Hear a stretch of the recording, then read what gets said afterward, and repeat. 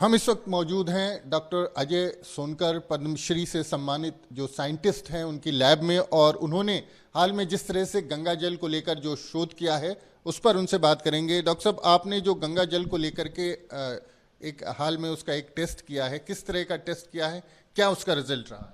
Actually नवंबर में ही मुझे एक रिपोर्ट आई केम अक्रॉस, मुझे देखने को मिली कि जिसमें ये सेंट्रल पोल्यूशन कंट्रोल बोर्ड ने ये स्टेट किया था कि पानी बहुत ही कंटामिनेटेड है, सीवर के जैसा पानी है, बहुत ही रोगमय पानी है।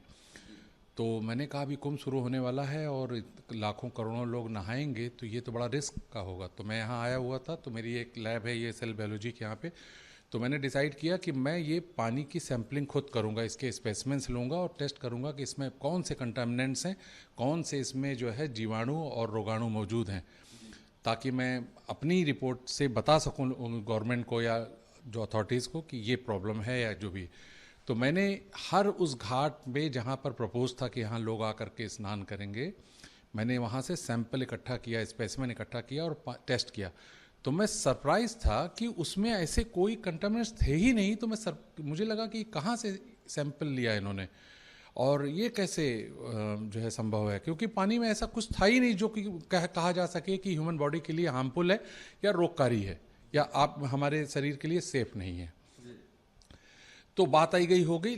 लेकिन जब कुंभ शुरू हुआ तो मैंने पीरियोडिकली कुछ ही दिनों पर जा करके वहाँ से हर जगह से पानी के सैंपल इकट्ठा किए जहाँ पर बहुत सारे लोग स्नान कर रहे थे। जिस दिन भी मुझे ये खबर मिलती कि आज 1.5 करोड़ लोग 2 करोड़ लोग स्नान करेंगे, मैं बिफोर एंड आफ्टर जा करके जो है पानी का सैंपल लेता था कि इतने लोगों के नहाने से वहाँ पर स्किन माइक्रोबायोम्स की क्या कंटामिनेशन होती है, क्योंकि हर एक इंसान अपने आप में एक प्रदूषक है, कंटामिनेंट है। जब आप पानी में उतरते हैं तो आप पानी को प्रदूषित करते हैं। तो करोड़ों लोग इतनी छोटी सी जगह पर जब लगातार नहा रहे होंगे तो पानी की कंडीशन क्या होगी, ये मैं जानना चाहता था।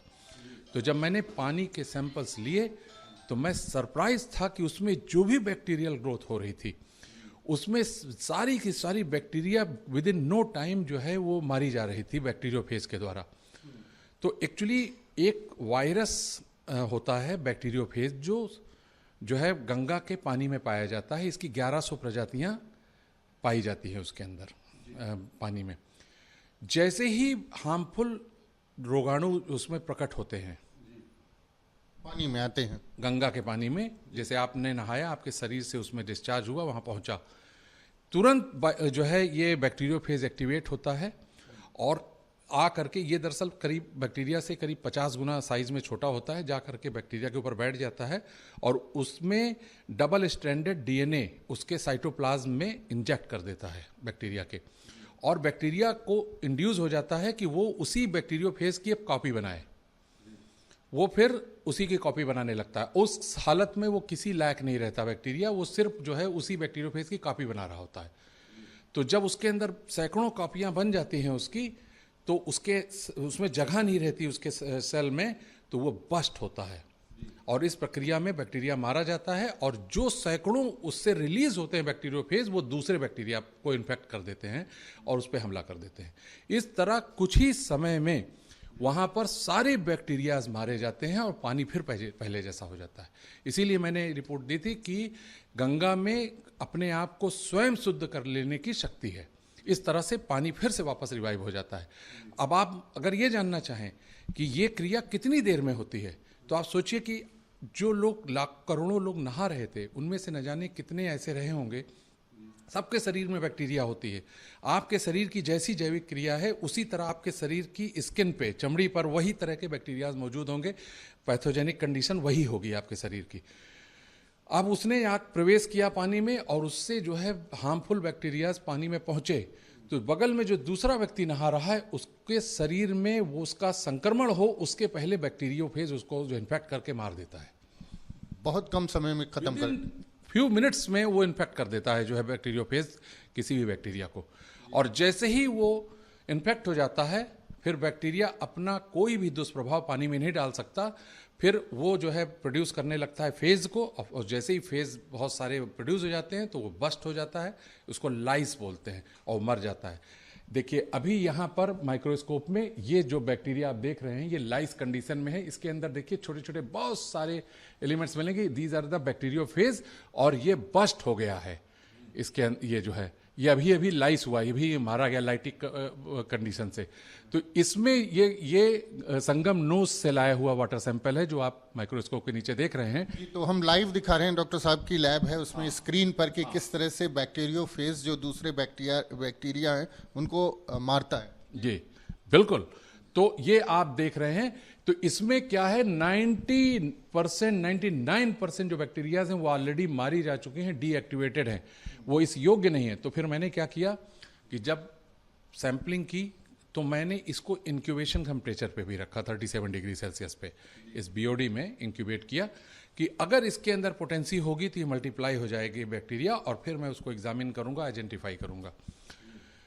तो ये मैंने किसी भी जगह पर, देखिए जिस जगह पर करोड़ों लोग स्नान कर रहे हों, आप सोच नहीं सकते कि कितनी घातक तरीके से वहां पर बैक्टीरियल कंटामिनेशन हो रहा है। अगर बैक्टीरियोफेज उसको काउंटर ना कर दे तो आप समझिए पूरे विश्व में हाहाकार मच जाए, इतने लोग उससे प्रभावित हो सकते हैं, बीमार पड़ सकते हैं इतनी बुरी तरीके से। तो ये गंगा आंकड़ा 60 करोड़ के पास पहुंच रहा है। सोचिए कितनी बड़ी बात है। अब आप एक बात सोचिए, कॉमन सेंस की बात, नवंबर में आप सर्च करेंगे तो मिल जाएगा, 9 नवंबर की तारीख है, मुझे याद है, मैं न्यूज़पेपर में जब मैंने पढ़ा कि पोल्यूशन कंट्रोल बोर्ड ने कहा है कि ये पानी रोगमय है और किसी भी तरह से ये जो है स्नान के योग्य नहीं है, आचमन के योग्य नहीं है। उसके बाद से आप कह रहे हैं 60 करोड़ लोग स्नान कर चुके हैं। अगर उस रिपोर्ट की में सच्चाई होती, ऐसी कंडीशन सचमुच होती, तो आपको क्या लगता है क्या होता? आज हिंदुस्तान के किसी भी अस्पताल में पैर रखने की जगह ना होती। आप इसको छुपा सकते थे कि लोग बीमार पड़ रहे हैं, वो आप छुपा लें करोड़ों लोगों को? नहीं हो सकता था।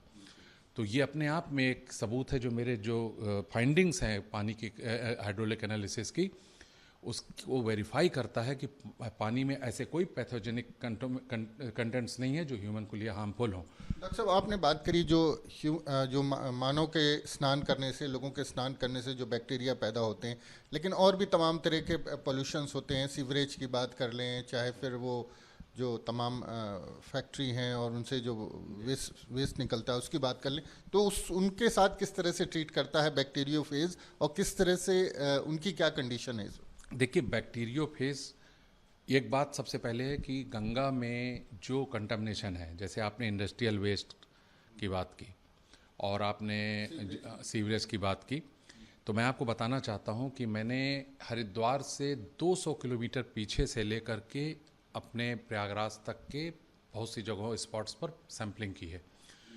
जिस समय गंगा पहाड़ों से उतर रही होती है उस समय बैक्टीरियोफेज की जो ताकत है वो कई गुना मच हायर है, और जैसे ही वो प्लेन में आती है तो इस तरह के जो कंटामिनेशंस हैं, जो इंडस्ट्रियल वेस्ट आ रहा है, सीवर लाइन उसमें आ रही है, नाले गिर रहे हैं, उसकी वजह से बहुत सारे दूसरे जल उसमें मिल रहे हैं, उसकी वजह से जो है गंगा की जो अब सेल्फ क्लीनिंग प्रॉपर्टी है वो कहीं कमज़ोर पड़ती है और वो कम होती जाती है।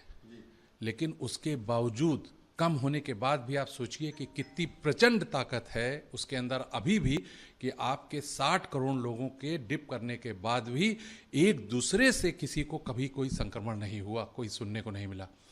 मैं कहता हूं अगर आप आजमाना चाहते हैं तो ये बात आप खुद जानते होंगे कि जो लोग भी स्नान करके गए हैं सब अपने साथ पानी लेकर के गए हैं बॉटल में, ठीक है। आप किसी भी जगह से हिंदुस्तान के उनसे कांटेक्ट करिए, उनसे कहिए कि आप अपना पानी दिखाइए।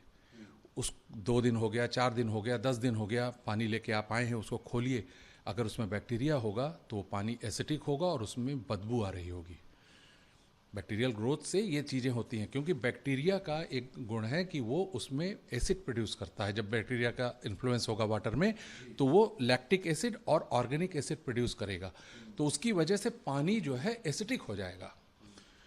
यही तो हुआ सबसे पहले कि जब 18 तारीख को रिपोर्ट आई कि हाहाकार मच गया कि बहुत खतरनाक कंडीशन है। तो मैं जब 5 जगहों से, संगम नोज से और जगहों से सैंपल लेके आया तो मैं बहुत निराश था, क्योंकि फिजिकली बहुत गंदगी दिख रही थी, जूते चप्पल कपड़े गंदगी बहुत दिख रही थी, फूल ये वो पानी में।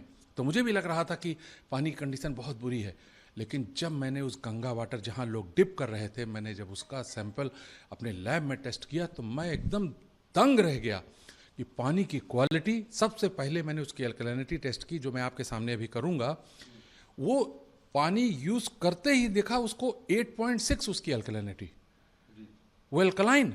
इसका मतलब कि जो भी बैक्टीरियल ग्रोथ हुई वो अपना दुष्प्रभाव पानी पर डाल ही नहीं पाई, उसके पहले ही बैक्टीरियोफेज ने उसको मार दिया। इसीलिए बार बार ये कहा जाता रहा कि गंगा का पानी जो होता है वो कभी उसमें कभी सड़ता नहीं है, कभी वेस्ट नहीं होता, कभी because of this bacteriophage only. और आपके सवाल का एक पार्ट ये था कि जो ह्यूमन बॉडी से जो बैक्टीरियाज जो है पानी में प्रविष्ट हो रही हैं उसको बैक्टीरियोफेज मार दे रहा है। और मेरा एक छोटा सा सवाल है कि आप अपने ऊपर रख के देखिए कि आप पानी संगम से स्पेसिमेन लेने के लिए जा रहे हैं कि मैं वहाँ से कलेक्ट करूँगा पानी कि जो है यहाँ पर जो है पानी का क्वालिटी क्या है।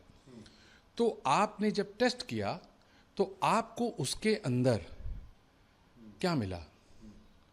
कॉलीफॉर्म बैक्टीरियाज मिले आपको। कॉलीफॉर्म बैक्टीरिया जो होती है ये इंटेस्टाइनल बैक्टीरिया है और इसकी सब स्पीसीज होती है फीकल कॉलीफॉर्म। इनकी बात की गई है रिपोर्ट में कि फीकल कॉलीफॉर्म पाया गया है। ये इंटेस्टाइनल बैक्टीरिया है जो स्टूल में, जैसे ह्यूमन वेस्ट में और एनिमल के वेस्ट में मिलता है, उनके मल में मिलता है, ठीक है। तो वो आपको मिला जिन्होंने टेस्ट किया। करोड़ों लोगों ने जो वहां डिप किया उनके स्किन माइक्रोबायोम्स, उनके कॉमन जो शरीर में जो बैक्टीरिया थे वो जो पानी में आया वो क्यों नहीं मिला आपको? वो मिला ही नहीं। जैसे इस कमरे में आपने एक माचिस की तीली जलाई, उससे रोशनी हो गई, लेकिन यहां जो ट्यूबलाइट जल रही है, बड़े बड़े फोकस जल रहे हैं, बड़े बड़े लाइट जल रही है, वो लाइट नहीं जल रही है, वो उसका कोई इंपैक्ट नहीं है। करोड़ों लोगों के स्नान करने से जो प्रदूषण हो रहा है उसमें एक सीवर की लाइन मिलना ना के बराबर है, क्योंकि उस सबसे बड़ा कंटेमिनेशन उस ह्यूमन से हो रहा है जो करोड़ों की संख्या में उस पानी में जा रहा है। उसको भी बैक्टीरियोफेज एक तरह से नष्ट कर देगा, उसको लगातार नष्ट कर रहा है। जो भी बैक्टीरियल ग्रोथ वहां हो रही है ह्यूमन के वजह से या किसी भी वजह से, उसको बैक्टीरियोफेज जो है नष्ट कर रहा है। डॉक्टर साहब, एक बार बीच में कोरोना के समय में ये भी कहा गया कि जो बैक्टीरियोफेज जो वायरस है उससे कोरोना का भी उपचार हो सकता है, तो ये इतना पावरफुल है ये वायरस? देखिए, ऐसा है कि जो कोरोना वायरस है वो वायरस है। कोरोना वायरस में और बैक्टीरियोफेज में फ़र्क क्या है? पहली बात कि ये जो है कोरोना वायरस है, ये जाकर के यही चीज़ करता है जो ये बैक्टीरियोफेज करता है, लेकिन वो करता है कोशिकाओं में। जब बैक्टीरियोफेज कोरोना वायरस हमारे शरीर में पहुंच रहा था तो ACE2 रिसेप्टर में, जो हमारे फेफड़े में और इंटेस्टाइन में होती, उसके जरिए हमारे शरीर, हमारे कोशिकाओं में पहुंच करके हैक कर लेता था हमारे RNA को और अपनी कॉपी बनवाता था। और ढेर सारी जो कॉपी बन जाती थी तो वो सेल बस्ट हो जाता था, उसकी वजह से बैक्टीरियल एक्टिविटी शुरू हो जाती थी, सेल डैमेज होने लगता था और शरीर अपनी रक्षा करने के लिए क्लॉटिंग करने लगता था कि इन्फेक्शन एक जगह से दूसरी जगह न पहुंचे, इसीलिए थ्रोम्बोसिस हो रहा था लोगों को, ये एक्टिविटी हो रही थी। तो बैक्टीरियोफेज में और कोरोना वायरस में ये फ़र्क है कि ये इसका होस्ट जो है होता है, जो कोरोना वायरस का जो होस्ट था वो कोशिकाएं थी, सेल था, और इसका जो होस्ट है वो बैक्टीरिया है।